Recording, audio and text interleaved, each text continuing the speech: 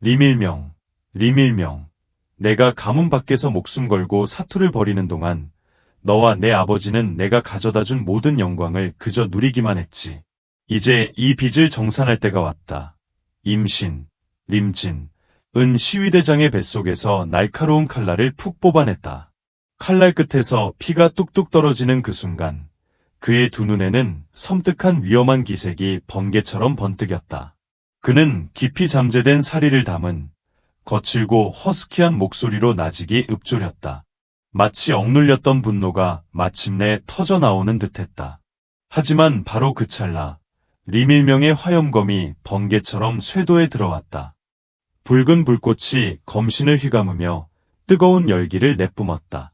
꾀액, 머리 위에서는 맹렬한 불새가 귀를 찢을 듯한 날카로운 비명을 질렀다. 그 거대한 두 날개는 마치 예리한 칼날처럼 임신을 향해 맹렬히 휘둘러졌다. 공기를 가르는 소리가 섬뜩하게 들렸다. 이 나무 형님을 우습게 보냐. 임신의 어깨 위에서 어린 나무가 톡하고 뛰어내렸다. 머리 위의 잎사귀들은 생명력 넘치는 푸른 빛을 찬란하게 발산했다.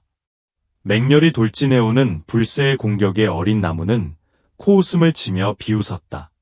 순간 온몸이 휘황찬란한 푸른빛으로 뒤덮이더니 마치 작은 녹색 유성처럼 쏜살같이 앞으로 돌진했다. 그 움직임은 예상치 못한 기민함으로 가득했다. 쾅! 어린 나무의 작은 주먹이 불새의 날개와 격렬하게 충돌했다. 불꽃이 사방으로 튀어오르며 마치 작은 폭발이 일어난 듯했다. 불새는 예상치 못한 강력한 충격에 고통에 찬 비명을 지르며 크게 울부짖었다. 하지만 어린 나무는 낄낄거리며 비웃더니 순식간에 몸을 돌려 불새의 머리 위에 올라탔다. 작고 앙증맞던 두 다리는 갑자기 덩굴로 변하더니 불새의 목을 칭칭 감았다. 덩굴에는 날카로운 가시들이 돋아나 있었다. 푸슉, 푸슉, 푸슉. 가시들이 불새의 살갗 깊숙이 파고들었다. 불새는 극심한 고통에 몸부림치며 크게 울부짖었다. 어린 나무를 떨쳐내려 필사적으로 몸을 이리저리 굴렸지만 어린 나무의 두 다리는 얽히고 설켜 좀처럼 풀리지 않았고 마치 태산처럼 굳건히 박혀 있었다. 어린 나무는 웃음을 터뜨리면서도 흥분한 목소리로 간다. 간다. 라고 외쳤다. 그 모습은 마치 어린아이처럼 신이 난 듯 보였다. 짙은 안개 속에서 리밀명과 임신은 서로를 향해 맹렬하게 칼을 휘두르며 사륙전을 벌였다. 두 그림자는 마치 그림자처럼 오고 가며 그들의 싸움은 극도로 치열했다.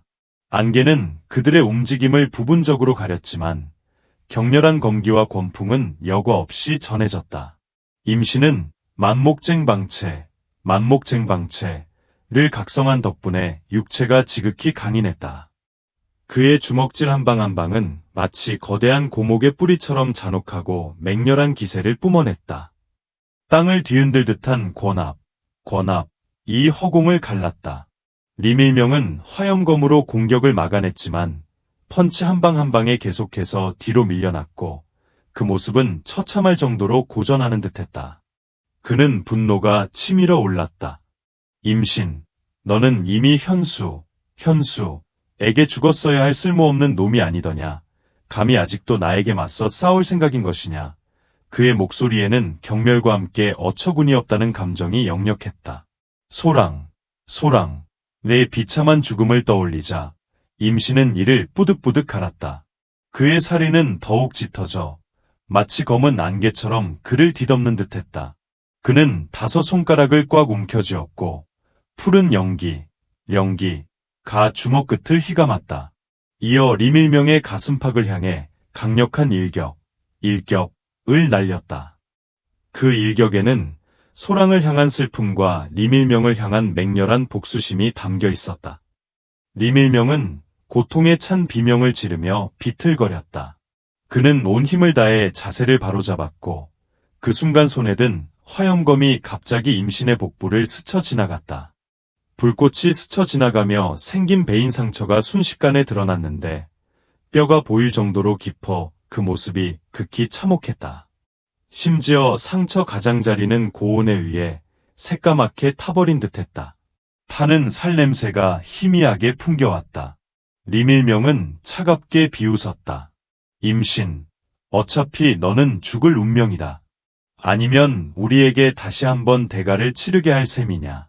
내 머리를 취하여 풍검종, 으로 가는 첫걸음으로 삼겠다. 그의 비웃음 속에는 자신감과 함께 잔인한 야망이 번뜩였다. 그럼 어디 한번 시도해봐라. 임신은 아무런 감정 없는 목소리로 덤덤하게 응수했다. 그의 눈빛은 흔들림 없었다. 사르르. 바로 그때 한 줄기 푸른 빛이 번뜩이며 임신을 감쌌다. 생명력으로 가득 찬 기운이 온몸을 휘감는 듯했다. 임신은 복부가 살짝 간지러운 것을 느끼고 고개를 숙여보니 불과 몇 초 만에 깊고 참혹했던 상처가 처음처럼 완전히 회복된 것을 볼 수 있었다. 피부는 매끈했고 상처의 흔적조차 찾아볼 수 없었다. 과연 만목쟁 방채는 정말 엄청난 효과를 발휘하는구나. 임신의 두 눈에는 놀라움의 빛이 번뜩였다. 평소 같으면 이런 종류의 상처는 최소 며칠의 휴식이 필요했을 터였다. 그의 내면에서는 새로운 힘에 대한 확신과 기쁨이 차올랐다. 리밀명은 이 광경을 보고 얼굴색이 급변했다. 방금 화염검으로 베었던 상처는 뼈가 보일 정도로 깊었는데 어찌 이리도 빨리 치유될 수 있단 말인가. 도대체 무슨 일이 벌어진 것인가. 그의 머릿속은 혼란으로 가득 찼고 공포와 함께 분노가 다시금 치밀어 올랐다. 이성적인 판단이 흐려진 채 리밀명은 검을 휘두르는 속도를 더욱 빠르게 끌어올렸다. 그 움직임은 필사적이었다. 휙! 화염검은 허공을 가르며 섬광을 내뿜었고 그 모습은 지극히 날카로워 보였다. 맹렬한 기세로 임신에게 쇄도했다. 임신은 사악한 눈빛으로 리밀명을 노려보더니 거침없이 오른손을 들어 화염검의 검신을 맨손으로 움켜쥐었다. 빠르고 정확하며 잔혹했다. 불꽃의 맹렬한 뜨거움은 심장을 꿰뚫는 듯한 고통을 안겨주었다. 살이 타들어가는 듯한 고통이 전신을 엄습했지만 임신은 그 고통에 아랑곳하지 않았다. 그의 의지는 쇠보다 강했다.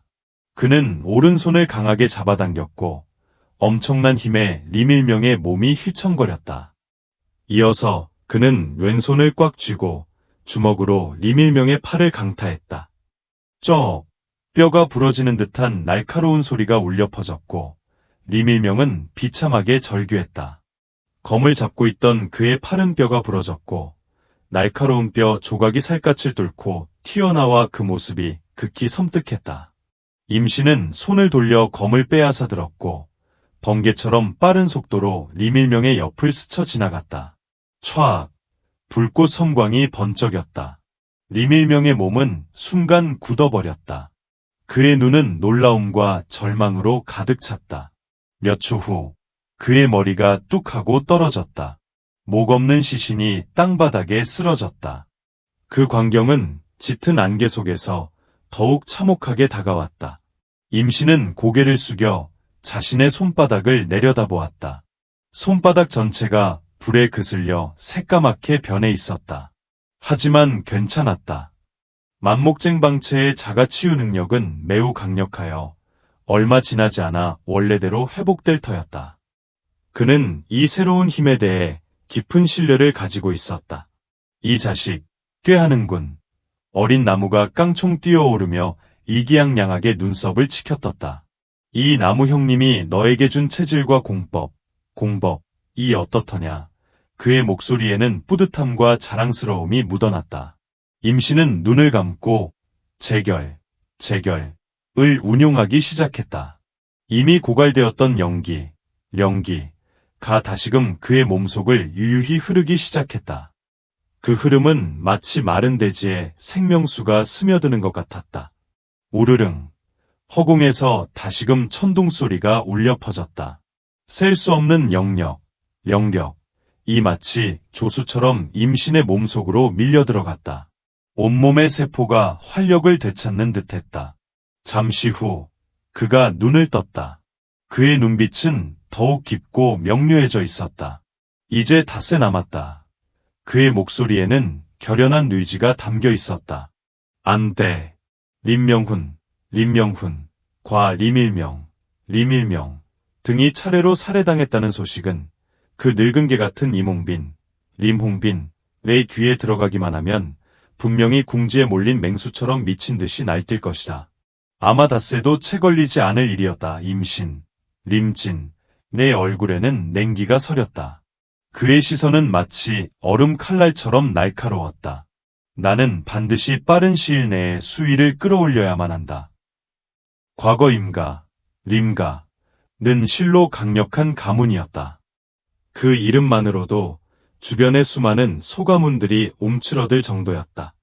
그러나 임신이 사라지자 마치 기둥을 잃은 집처럼 임가는 급격히 허약해졌다.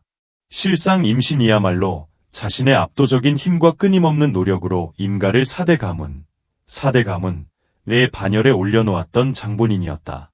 그가 떠난 후 임가에 남은 유일한 강자는 기껏해야 지령, 경지 6단계에 불과한 이몽빈뿐이었다. 그의 존재는 과거 임가의 영광에 비하면 너무나도 초라했다. 이어서 임신은 쓰러진 자들의 몸을 하나하나 꼼꼼히 수색하며 그들이 지닌 공간 장신구들을 모두 거두어들였다. 이밀명의 소지품이 담긴 수납 공간에서 발견된 엄청난 양의 보물들은 임신조차 놀라게 할 정도였다. 그 가치를 어림잡기도 힘들 만큼 귀중한 영약과 희귀한 광물들이 그곳에 가득했다. 지난 세월 내가 힘들게 쌓아 올린 모든 재물과 공원이 저 부자의 소나기에 놀아나고 있었다니. 참으로 가소로운 일이지. 심지어 누이를 위해 몇 가닥의 영약이 필요했을 때조차 그들은 온갖 구실을 대며 회피하기에 급급했으니 말이야. 임신의 눈빛은 더욱 차갑게 얼어붙었다. 그의 마음속에는 누이에 대한 죄책감이 파도처럼 밀려왔다. 왜 그때는 알지 못했을까? 왜 더 일찍 깨닫지 못했을까 하는 통한의 후회가 밀려들었다. 일찍이 부모님을 여인 임신과 림영아, 남매는 할아버지의 손에서 자랐다. 그러나 할아버지마저 수련 중 입은 중상으로 인해 치료를 받지 못하고 결국 세상을 떠나고 말았다. 그때부터 임신에게는 오직 임영아만이 유일한 혈육이자 세상의 전부였다. 임신은 누이의 행복한 삶을 위해 그리고 가문의 번영을 위해 바깥에서 피땀 흘려 싸웠다. 온갖 위험과 역경을 헤치며 자신의 두 손으로 굳건한 기반을 다져나갔다. 그는 누이가 임가라는 든든한 울타리 안에서 평온하고 행복하게 살아가기를 간절히 바랐다. 하지만 누가 알았으랴. 정작 집안에 남겨진 누이가 그들의 온갖 억압과 고통 속에 신음하고 있었다는 것을. 그리고 자신은 그 모든 사실을 전혀 모른 채 외부에서 어리석게 노력하고 있었다니. 만약 이번 일이 아니었다면 대체 얼마나 오랫동안 이토록 치졸한 기만에 속아 넘어갔을까. 이 생각에 미치자 임신의 심장은 깊은 자책감으로 가득 찼다. 누이를 위해서라면 그는 어떤 일이라도 할 수 있었다. 설령 자신의 목숨을 걸어야 한다 해도 그는 단 한치의 망설임도 없을 것이었다. 이것은 이영문, 일영문, 영옥이잖아. 임신은 조심스럽게 영옥들을 세어보았다. 대략 70에서 80개 정도. 이 정도면 실로 엄청난 액수였다. 보통 수련자들이 평생 모아도 보기 힘든 귀한 자원들이었다. 나에게 줘, 이 애송아. 수형님, 은 배고프다. 이영문 영옥을 발견하자 새싹나무의 콩알만한 눈동자에는 흥분과 갈망이 번득였다. 마치 황홀경에 빠진 듯 몸을 꿈틀거렸다. 임신은 망설임 없이 몇 개의 이영문 영옥을 새싹나무에게 던져주었다. 새싹나무는 와삭와삭 소리를 내며 순식간에 영옥들을 삼켜버렸다. 그 엄청난 속도에 임신마저 놀랄 지경이었다. 너무 적잖아. 좀 더 줘. 빨리. 새싹나무는 조급한 목소리로 재촉했다. 고작 몇 개로는 자신의 이빨에 낀 보잘것없는 틈조차 메울 수 없다는 듯이 불평 가득한 목소리였다. 새싹나무가 영옥을 흡수하면서 자신의 몸속에도 충만한 연기가 샘솟는 것을 느끼며 임씨는 입꼬리를 살짝 올렸다. 새싹나무의 연기 흡수 속도는 자신보다 훨씬 빨랐다. 게다가 어수사, 와 환수는 공수, 관계이므로 새싹나무가 영옥을 먹는 것은 곧 임신 자신이 수련하는 것과 마찬가지였다. 이 얼마나 효율적인 수련 방법인가. 자, 전부 다 가져가라. 임신은 한 손을 휘둘러 남아있던 모든 이영문 영옥을 새싹나무에게 넘겨주었다. 그의 눈빛에는 굳건한 신뢰와 기대감이 서려 있었다. 마음껏 먹어라. 남김없이 전부 다 먹어치워버려. 이영문 영옥 외에도 임신은 수납 공간에서 날고해진 듯한 한 장의 잔도를 발견했다. 자세히 관찰해보니 이 잔도는 보물이 숨겨진 장소를 기록한 지도로 보였다. 그 위치는 자련산, 깊은 곳이었다. 다만 아쉽게도 보물 지도는 절반뿐이었고 나머지 절반은 행방불명이었다. 임씨는 크게 신경 쓰지 않고 일단 잔도를 잘 보관해두었다. 그가 정신을 차리고 주위를 둘러보았을 때 새싹나무는 이미 70에서 80개의 이영문 영옥을 깨끗이 먹어치운 상태였다. 이 흡수 속도라니 정말이지 대단한 먹보가 아닐 수 없었다. 배부르다. 새싹나무는 만족스러운 표정으로 배를 쓰다듬었다. 마치 인간처럼 트림까지 하는 모습이었다. 효과는 어디에 있는 건데? 이 많은 영옥을 다 먹고 아무런 반응도 없다는 거냐? 임씨는 새싹나무를 잡고 따져 물었다. 그 많은 영옥을 자신이 흡수했다면 어쩌면 벌써 한 단계 경지를 돌파했을지도 모를 일이었다. 급할 게 뭐 있어. 아직 수형님은 소화도 다 안 됐단 말이야. 새싹나무는 흥 하는 소리를 내며 임신의 소나기에서 벗어나려 몸부림쳤다. 그리고는 쪼르르 한쪽으로 달려가 소화를 시키기 시작했다. 반시진, 약 1시간 후 요란한 소리와 함께 새싹나무와 임신은 동시에 지령 경지 4단계로 돌파했다. 그들의 몸에서 뿜어져 나오는 강렬한 기운은 주변의 공기를 뒤흔들었다. 최고 경지에 도달하려면 2단계 남았군. 임신은 깊은 생각에 잠긴 듯했다. 과거 그는 지령 경지 6단계의 수위로 풍검종에 입문했었다. 영로, 왜 전쟁에서 왜 경지가 자신보다 약간 높았을지라도 요수와의 실전 전투 능력으로 따지자면 풍우는 명백히 임신보다 한참 아래였다. 단시간에 과거의 최고 수위를 회복하는 것은 불가능에 가까운 일이었다. 하지만 만목쟁환체와 재결에 의지한다면 경지를 뛰어넘는 전투는 결코 어렵지 않을 터였다. 그의 눈빛은 더욱 깊고 차가워졌다. 가자, 운성으로 돌아가자. 임신은 산맥 바깥으로 빠르게 발걸음을 옮겼다. 그의 냉철한 시선은 마치 어떤 결연한 의지를 담고 있는 듯했다. 한편 운성 내부에서는 거센 바람이 불고 구름이 솟아오르는 듯한 격변의 기운이 감돌고 있었다. 임신이 자련산에서 수많은 새가 제자들을 살해했다는 소식이 이미 운성에 전해진 것이다. 소식을 접한 꽤 많은 가문들이 격분했다. 그들은 임가와 협력하여 끊임없이 강자들을 자련산으로 파견하여 조사에 나섰다. 죽었으면 시체라도 보고 살았으면 그놈을 끌고 와라. 그들은 분노에 찬 목소리로 외쳤다. 고작 한때 버림받았던 쓸모없는 놈이 감히. 대체 저런 환수를 죽여봤자 무슨 소용이 있다는 말인가. 임신은 얼굴을 깊이 가린 채 사람들로 북적이는 술집의 소란스러운 문턱을 넘어섰다. 이미 그는 오랫동안 기다려왔던 심장을 후벼 파는 듯한 소식을 똑똑히 듣고 난 참이었다. 불과 반시즌 전이었다. 임씨 가문의 수장인 림홍빈이 직접 이름난 강자들로 이루어진 거대한 무리를 이끌고 자련산 깊숙이 진격해 들어갔다는 소식이었다. 임씨 가문에 이몽빈이라는 기둥이 집을 지키지 않는 한 나머지 잔챙이들은 그저 일격에 흩어질 오합지졸에 지나지 않으리라. 어깨 위 작은 묘목은 그의 어깨에 아슬아슬하게 걸터 앉아 갓 피어난 여린 잎사귀들을 살랑이며 경쾌하게 물었다. 임마, 이제 그 역겨운 임씨 가문으로 곧장 쳐들어가면 되는 거냐? 당연하지. 임씨는 목소리에 일말의 감정조차 담기지 않은 채 얼음처럼 차갑게 내뱉었다.